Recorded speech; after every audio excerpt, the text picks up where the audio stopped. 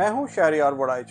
आज हम इस वीडियो में एक मजहबी रहनुमा की जानिब से एक बच्चे को उसकी ज़ुबान चूमने के अमल पर बात करेंगे कि कैसे दुनिया भर से इस अमल को कंडेम किया गया और उस रहनुमा पर सख्त तनकीद की गई। लेकिन ये भी आपको बताएंगे कि इस मजहबी रहनुमा का ऐसा करना क्या उसके अपने कल्चर में जायज़ अमल है, और अगर है तो ऐसा क्यों है। पिछले दिनों सोशल मीडिया हो या मेन स्ट्रीम मीडिया, सब जगह पर एक किस को लेकर तूफान बरपा है। हर कोई अपने तई इस बहस में हिस्सा डालने की कोशिश कर रहा है क्योंकि ये किस कंट्रोवर्शियल बन गई है। ये बात तो सच है कि एक इंसानी अमल के कई मतलब निकाले जा सकते हैं जो किसी की ज़ात से ताल्लुक़ रखते हों, या मुआशरे से, या सकाफत से, या अखलाकी हों, या मजहबी। ऑगस्ट रोडन का मशहूर ज़माना मुजस्मा दी किस, जो फ्रांसिस्का और पाओलो की ट्रेजिक लव स्टोरी है, लेकिन प्योर लव को एक ट्रिब्यूट भी पेश करता है। अब इस पर भी सवाल उठता है कि आया प्यार पाक है या नापाक? क्या ये प्यार का अमल मासूमाना है या गैर अखलाकी? इस पर भी बात करते हैं कि किसी भी अमल पर कैसे फैसला सुनाया जाता है, जबकि उसकी हकीकी तशरीह अक्सर मुख्तलिफ क्यों होती है।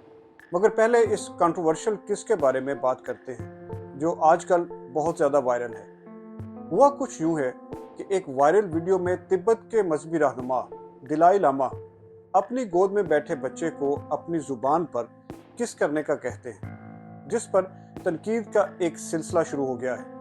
ये तकरीब भारत में फरवरी में हुई, जिसमें ये बच्चा दलाई लामा के पास जाता है। दलाई लामा इस बच्चे को हक करते हैं और फिर गोद में बिठाकर बच्चे को प्यार करते हैं और फिर अपनी ज़ुबान निकालकर बच्चे को इस पर किस करने का जेस्चर देते हैं। लेकिन देखने की बात तो ये है कि क्या बच्चे ने किस की है या नहीं। इस पर शायद बहस का फ़ायदा भी नहीं, बल्कि हर कोई तनकीद तो इस अमल पर कर रहा है कि मजहबी रहनुमा ने बच्चे को अपनी ज़ुबान पर किस करने का कहा ही क्यों। बहुत से लोगों ने इस अमल को बुरा भला कहा। दलाई लामा की जानिब से एक वीडियो में माफ़ी भी मांगी गई है, लेकिन सिर्फ अपने अल्फाज पर उन्होंने माफ़ी मांगी, लेकिन अपने अमल पर माफ़ी नहीं मांगी। ऐसा क्यों है? यानी ज़ुबान निकालने वाला अमल है ही क्या? इस बारे में आपको आगे चलकर बताते हैं, लेकिन पहले दलाई लामा की वीडियो के दो पहलुओं पर बात करते हैं। एक पहलू ये कि तनकीद करने वाले अक्सर दलाई लामा को एक जोकर के तौर पर पुकारते हैं, और दलाई लामा के ऑफिस से जो प्रेस नोट जारी हुआ उसके मुताबिक भी दलाई लामा कभी कभार मासूमाना अंदाज में अपने नाकदों को टीज करते हैं। लेकिन सवाल तो ये है कि क्या ऐसा अमल मासूमाना अंदाज में भी किया जा सकता है या नहीं। दूसरा ये कि मुख्तलिफ मज़ाहब में बच्चों का जिनसी इस्तेहसाल करने का एक रिकॉर्ड मौजूद है। शायद इसीलिए दुनिया भर में दलाई लामा के इस अमल को जिनसी इस्तेहसाल के तौर पर देखा गया है। मगर ये भी सच है कि किस मोहब्बत के इजहार या कुछ खो जाने का एक पावरफुल इजहार है, लेकिन जब ये इजहार मज़हब के साथ मिलता है तो उसमें पेचीदगियाँ जन्म लेती हैं। जैसा कि किसी के लिए पोप की अंगूठी को चूमना या हाथ को चूमना अकीदत का इजहार है तो किसी के लिए नहीं है। किसी के लिए हिंदू पंडित के प्राइवेट पार्ट्स को माँ बनने की उम्मीद से छूना पाक अमल है तो किसी के लिए नापाक।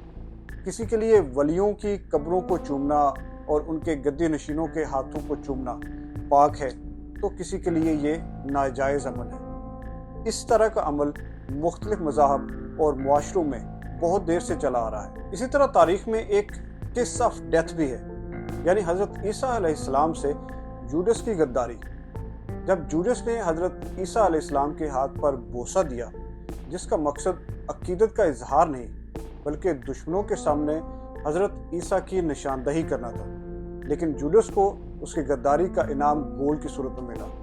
कहने का मतलब ये है कि किसी भी अमल की तशरीह करते या मतलब निकालते हुए उस अमल के दोनों पहलुओं को समझे बिना कोई भी हतमी फैसला सादर नहीं करना चाहिए। अब ये बात तो बिल्कुल दुरुस्त है कि सेक्सुअल अब्यूज़ किसी तौर भी काबिल कबूल नहीं, लेकिन दलाई लामा की वायरल वीडियो ये ज़रूर बताती है कि किसी भी अमल की तशरीह करना اور اس عمل پر فوراً فیصلہ دے دینے کا ہمارا عمومی رویہ مدتوں سے ساتھ ساتھ چلتے آ رہے ہیں اور آگے بھی چلتے رہیں گے۔ جیسا کہ دلائی لاما کی زبان نکالنے کا عمل ہے، اس عمل کے بھی دو پہلو نکلتے ہیں۔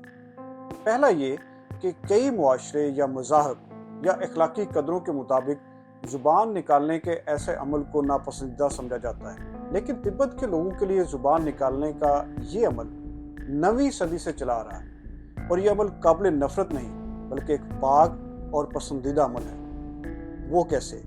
وہ اس طرح کہ 9ویں صدی میں جب اس جگہ پر لینگ ڈراما کی حکومت تھی، جس کے بارے میں یہ مشہور تھا کہ اس کی زبان کالی ہے، اس کی موت کے بعد لوگوں نے یہ بتانے کے لیے اپنی زبان نکالنے کا عمل شروع کیا کہ وہ اس حکمران جیسے نہیں ہیں۔ اس لیے جو لوگ تبت کی تاریخ اور ثقافت کو جانتے ہیں ان کے لیے یہ عمل بالکل بھی ناپسندیدہ نہیں، لیکن جس طرح سے دلائی لاما کی ویڈیو پر دنیا بھر سے رسپانس آیا ہے، اس سے یہ تو ظاہر ہوتا ہے کہ دنیا اب مختلف مذاہب میں ہونے والی سیکشل ابیوز پر کھل کر بولنا شروع ہو گئی ہے، اور دوسرا یہ کہ کسی بھی انسانی عمل کے بارے میں بیک وقت اس عمل کے بارے میں بنا سمجھے فیصلہ دینا اور اس عمل کی اپنی مختلف زمینی اور ثقافتی حقیقت موجود رہے گی۔